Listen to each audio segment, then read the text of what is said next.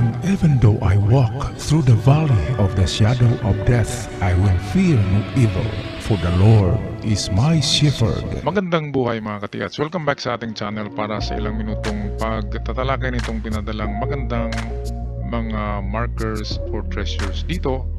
At bago tayo mag-umpisa, of course, shout out muna tayo. Alright, shout out tayo sa ating mga giliw na subscribers, kay Aldrin Jacinto, kay Jeffrey Yoltado, shout out din kay Remilito Katamura, Arturo Paangay, Angelito Capistrano, Alex Vancena, kay Richelle Bongkawel, kay Mr. Tots, shout out din kay Danny Bergonia, Elvin Famaran, Tating Nalimansalay, LGB Misor, Jonas Teng, Intensity 7521, Ramon Timkang, Danny Flores, Chow Dums, shout out din kay Dambaw Glenn Mario, User CE5, kay Arnel Lapor, Hyacinth Optimia, John Yucho, and lastly kina Chifolan Vlogs, kay J. Mark Barbadillo, kay Gerald Lanterna, at kay John Paul Braga. At sa mga nabanggit na pangalan, shout out sa inyo lahat. Tayo na ngayon magpatuloy sa ating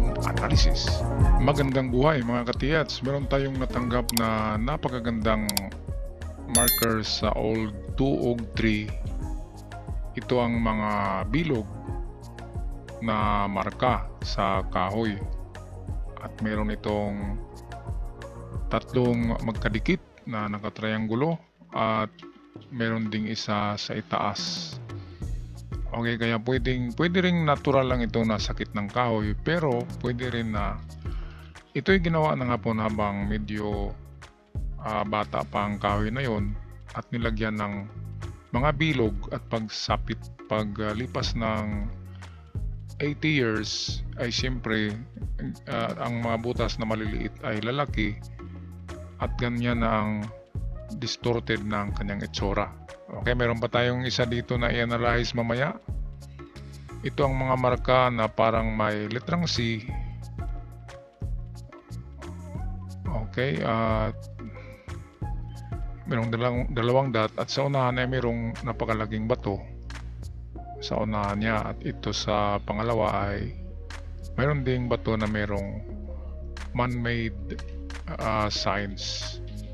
Okay, kaya atin yan balikan mamaya mga katiyats.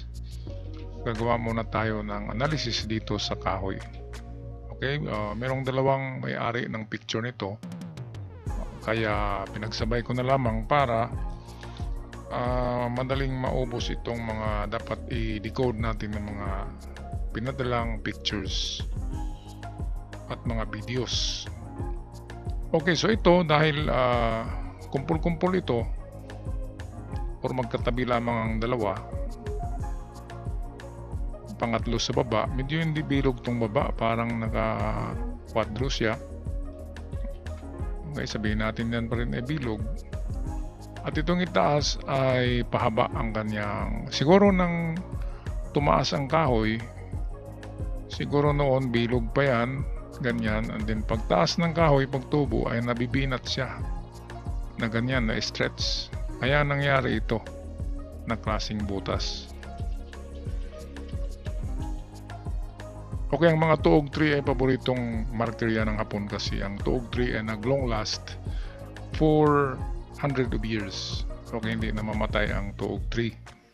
Kaya karamihan ng treasures na nakuha sa tuog ay under at inside the tuog 3. Okay, ating tingnan ang mga example ng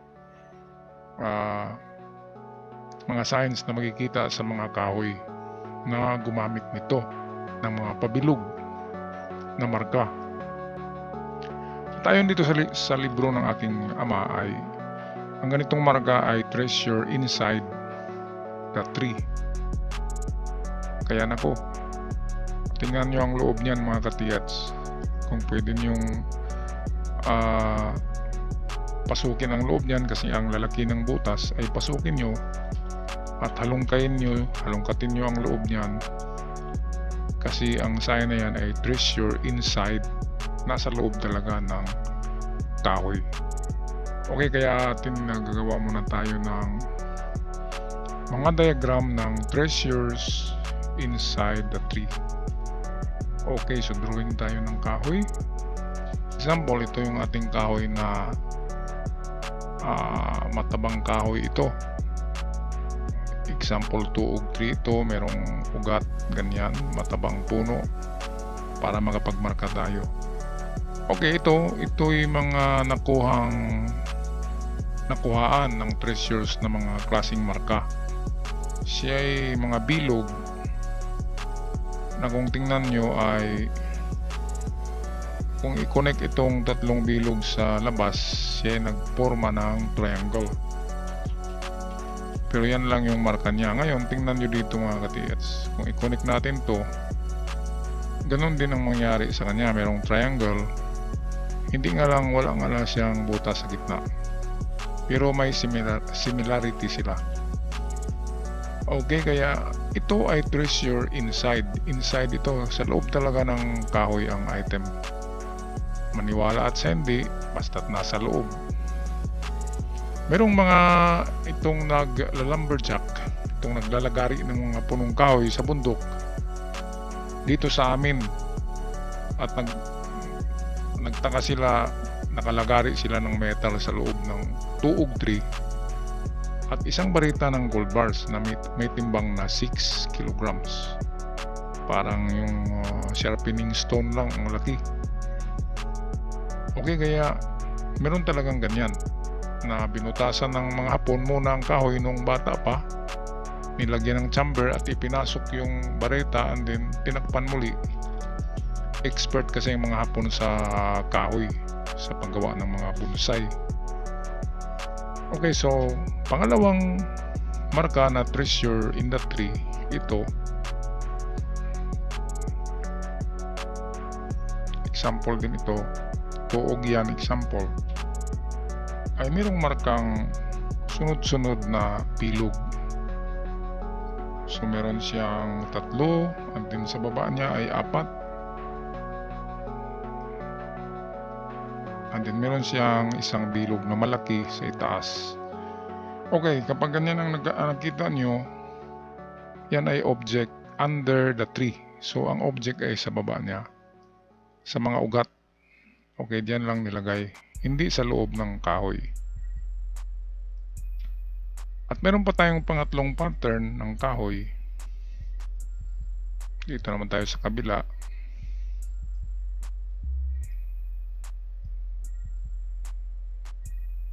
Ang pangatlong pattern ay hindi mga bilog, kundi mga square sign na nilagay sa punong kahoy. Okay, kaya ano bang simbolo ng boxes? Di ba square? So ang kahulugan niya ay boxes of gold under the tree. So merong 5 boxes sa ganyan. 5 boxes of gold under.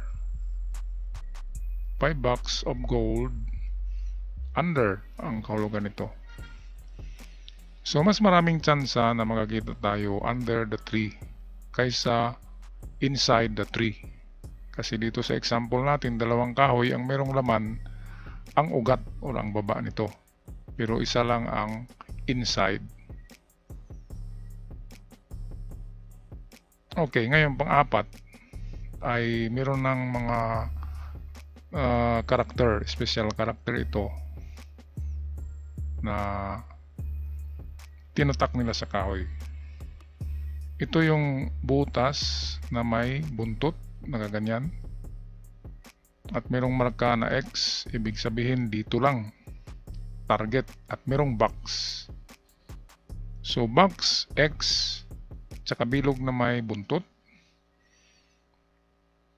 Ang tinuturo nito ay tunnel, daanan, lagusan under the tree. Dito na side kasi nandito yung buntot ito.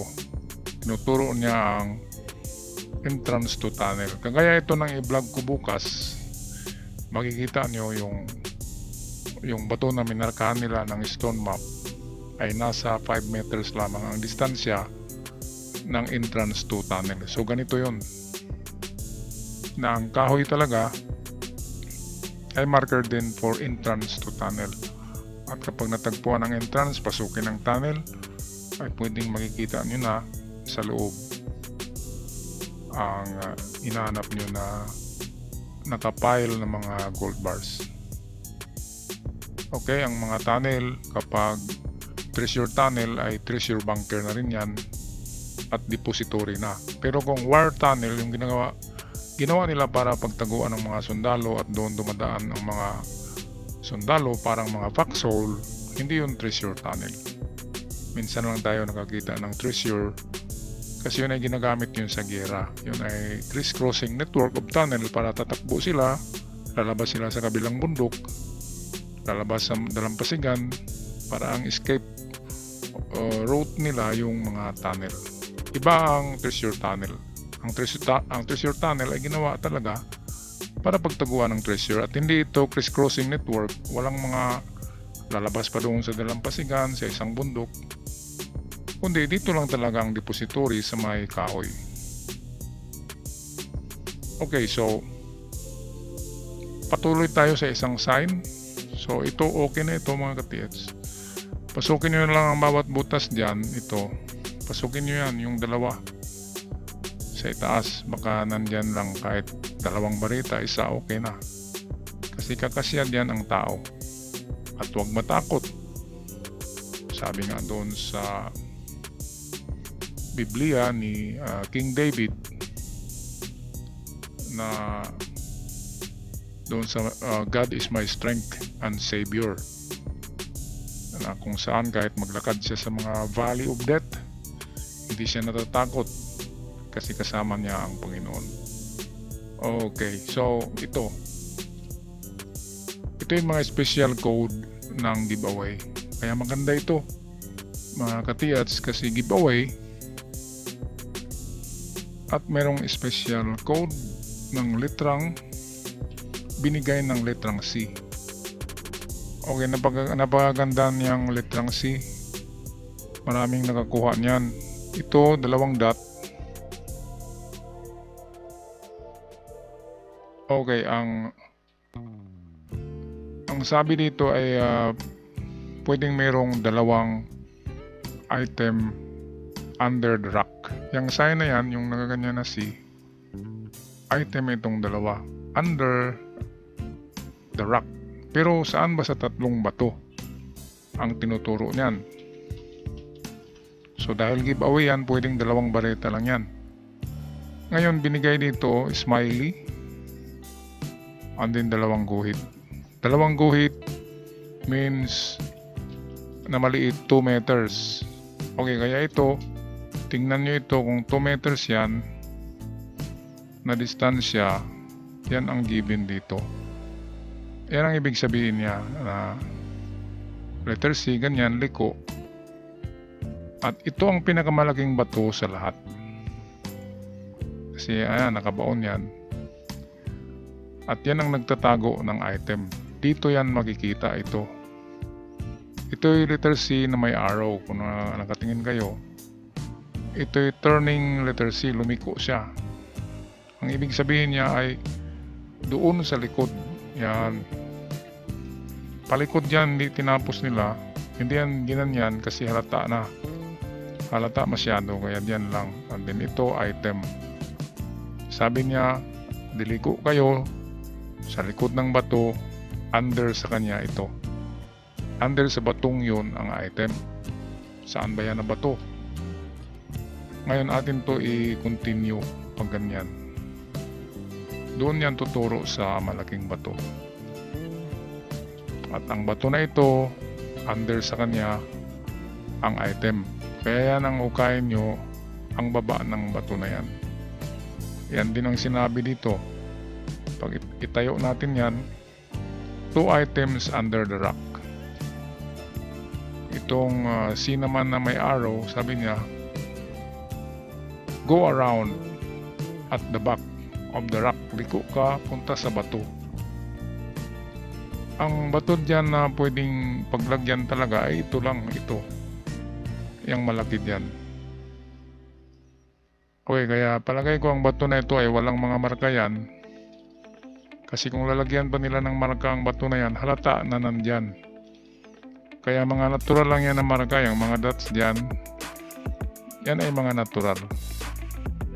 Pero kapag nakakita kayo sa likuran niya ng arrow na pataas na maiksi, kapag meron dyan sa likuran yan, automatic yan na treasure below, baliktad. Okay, at kung arrow na nakababa, yan ay karamihan yan ay treasure up. So dito sa itaas ng bato, kapag ganyan ang nakita nyo. Okay, so ito lang ang aking pag-analyze mga ka-TH dito sa dalawang picture na ito. Magkaiba ang may-ari nito at pinagsabay ko na lamang. At maraming salamat sa lahat sa pagsubaybay sa ating channel. God bless you all at paalam. I'll see you on my next video tomorrow.